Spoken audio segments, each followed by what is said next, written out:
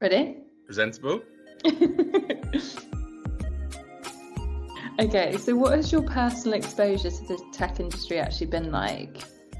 So I've kind of seen it from both fronts as far as a recruiter is concerned. I started off as an external agency recruiter at that point.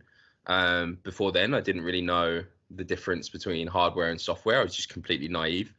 Um, and yeah, the more and more time I've been in this industry, the more I see how technology impacts kind of every facet of our life every day. And then I actually most recently went internal with a company called Glovo. And that was an amazing experience because I got to see the inner workings, like the machinations of these enormous software houses, these startups that are scaling up so quickly, and the work that goes into an app that you would use without giving a second thought. You really interesting experience as well. So yeah, I've been quite fortunate to see it firstly externally as an agent and work with lots of different businesses, and then more intimately as a internal recruiter. Yeah, that's awesome. Just in terms of hiring diverse talent, have you seen anything come into play that, has particularly worked really well? Yeah. So I mean, there's a massive move, really, I'd say the last 5 years to try and bridge this gender divide, specifically gender when it comes to diversity, I think, in tech. In terms of employers, I think employers are now much more aware than they used to be of how their environment could detract a female from continuing to work there, whether they're not flexible towards mothers or women returning from maternity leave. That's quite a stereotypical one, and quite a generic one, but maybe thinking about the benefits that they have. It could be as small as the wording or the phraseology of their adverts. So I think maybe less than big strategies in terms of hiring, it's more just attitudes that are slowly changing, and little changes that will build up gradually and create an equal environment where both genders can flourish equally. I was really, really lucky to have an opportunity and be given the kind of space to come up with my own initiative, which was WISE at Glovo, reaching out and partnering with local schools in Barcelona.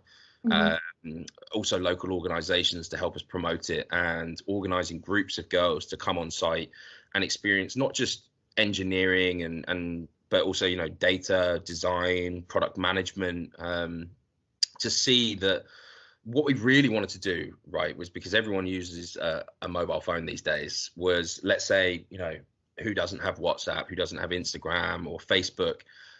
These apps are used every single day with no thought as to how they're made.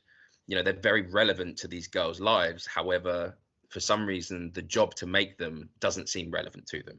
So we wanted to bridge that gap and show them that, hey, the things that you love using on a day-to-day basis, you could make. But yeah, the idea was a 2-day, I don't want to call it work experience, because they weren't sitting down and coding. They were going to do kind of 4-hour sessions with each department, right. Where they shops and things. Yeah, exactly. Where they say it was product, say it was UX design. They'd maybe like draw up a storyboard of what they wanted a user experience to be, or they'd be given a coffee mug and asked, how could you improve this coffee mug? And they'd come up with suggestions and then go through a workflow of how they would actually achieve that, and kind of show them the creative side as well, not just the technical side. So in tribute of International Women's Day 2021 campaign, what do you choose to challenge? Yeah, so I guess I choose to challenge.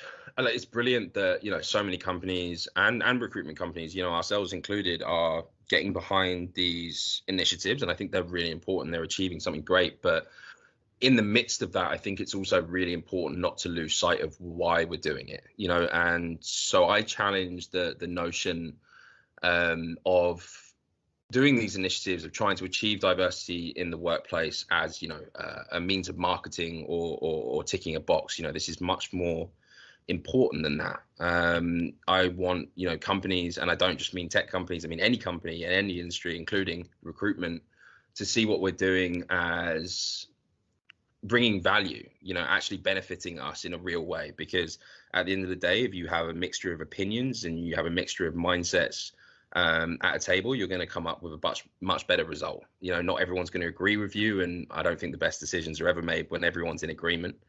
And also, you know, certainly from a B2C perspective, from business to customer, 50% of the customer base are women, so it doesn't really make sense for 100% of the engineers working on that software to be men. You know, they don't understand the whole customer base as well as a woman would. So, you know, having again that difference of opinions and experiences is actually probably financially beneficial to tech companies.